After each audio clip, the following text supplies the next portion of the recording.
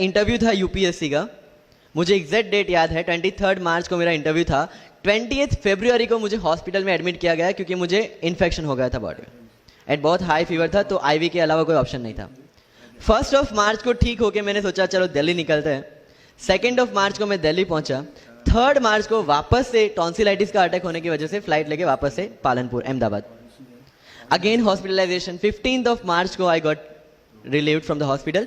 16 मार्च को मैं दिल्ली पहुंचा और 23 मार्च को I gave my UPSC interview. तो 1 महीने का हॉस्पिटलाइजेशन। उसके बाद जब दिमाग में ये था कि मेरे साथ जो लोग इंटरव्यू दे रहे हैं वो 1 महीने से प्रिपरेशन कर रहे हैं एंड 1 महीने से मैं हॉस्पिटल में था, again I thought this is the moment to prove yourself. I went to the interview और पूरे इंडिया में 2nd highest marks in interview. This is not to say कि मैंने कितना अचीवमेंट लिया, this is just to say UPSC is all about this. मैंने कोई preparation नहीं की थी यूपीएससी के लिए, इंटरव्यू के लिए, but again I scored good marks in interview because UPSC सिर्फ आपका नॉलेज चेक नहीं करता, make it very clear in your mind. जैसे सर ने बोला, it's a game of wisdom. आपको पहले ऑफिसर बनना पड़ेगा यहां से। यूपीएससी का काम तो सिर्फ थप्पा लगाना है कि हाँ ये ऑफिसर बन गया। जितने भी आईएएस आईपीएस ऑफिसर्स को आप मिलोगे, you will realise this thing कि ऑफिसर वाली क्वालिटीज इसमें पहले से है। आप जब प्रिपरेशन स्टार्ट करते हैं तभी से समझ लीजिए कि आपकी आईएएस और आईपीएस की ट्रेनिंग भी स्टार्ट हो गई। बिकॉज जो क्वालिटीज आपको चाहिए as an officer, as a IAS, as an IPS, क्या क्वालिटीज चाहिए? फर्स्ट ऑफ ऑल कॉन्फिडेंस, कि जब आप उस सीट पे बैठते हैं आपके सामने कोई भी क्वेश्चन आएगा you will be able to handle the issue. ये कॉन्फिडेंस लेके आपको उस सीट पे बैठना है। यही कॉन्फिडेंस चाहिए when you start the preparation. Decision making, अगर हर एक टॉपिक पे आप हर एक कोई को पूछने जाते हैं भाई इसमें कौन सी बुक पढ़ूं, इसमें क्या पढ़ूं, इसमें क्या करूं, then you are not suitable for this exam. लोग बोलते हैं कि 1 साल में प्रिपरेशन, जैसे मैंने जून 2016 में मैं दिल्ली गया और जून 2017 में मैं अपियर हुआ and I clear UPSC and GPSC.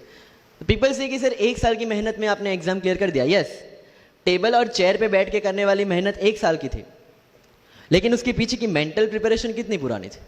जब मैं प्राइमरी स्कूल में था तब सोचा था कि आईएएस बनना है, और तब से मेरी जो जर्नी है, तब से मेरा जो टेम्परामेंट है, तब से मेरा जो एटीट्यूड है वो इसी डायरेक्शन में था। जब कॉलेज में था तब मैंने एनजीओ स्टार्ट किया, 3 एनजीओ से मैं जुड़ा था। जब लोग सोशल मीडिया, व्हाट्सएप और फेसबुक पे बिजी थे, मैं वहाँ स्लम में जाके बच्चों को पढ़ा रहा था। क्यों? क्योंकि मुझे पता था कि फ्यूचर में यही काम करना है, क्यों ना अभी से उसकी ट्रेनिंग ले लो। So I have invested my each and every moment for this goal. Because जो पर्सनालिटी टेस्ट लास्ट में यूपीएससी लेता है, इंटरव्यू नहीं है वो, we consider it as interrogation. Interview को इंट्रोगेशन लेके चलता है, वहां पे पूछताछ होगी नहीं। अगर यूपीएससी के इंटरव्यू में 10 में से 9 क्वेश्चन के आंसर भी आप सॉरी सर और sorry ma'am, I don't know कह के देते हैं, उसका कोई इंपैक्ट नहीं पड़ता। इंपैक्ट पड़ता है वो 9 क्वेश्चन न आने का प्रेशर आप कैसे हैंडल करते हैं।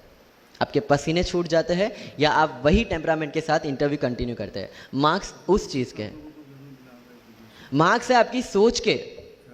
एक ऑफिसर के तौर पे जब आपको आईएएस या आईपीएस की सीट पे बिठाया जाएगा, how will you treat the citizens of this nation? What will be your attitude to each and every person who is going to come and meet you? These things are being tested during UPSC interview. और इस सारी journey में अगर सबसे important कोई चीज है तो that is your learning attitude, और not for UPSC, for life even.